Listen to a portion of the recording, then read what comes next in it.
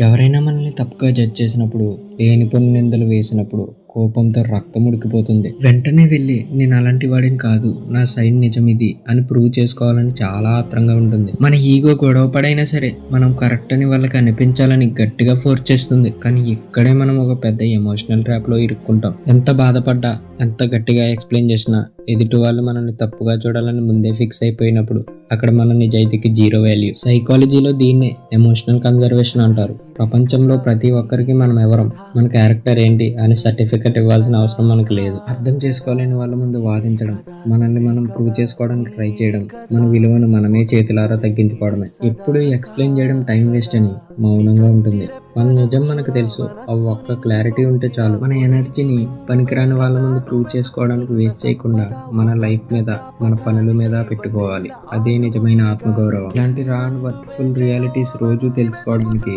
ఛానల్ని సబ్స్క్రైబ్ చేసుకోండి.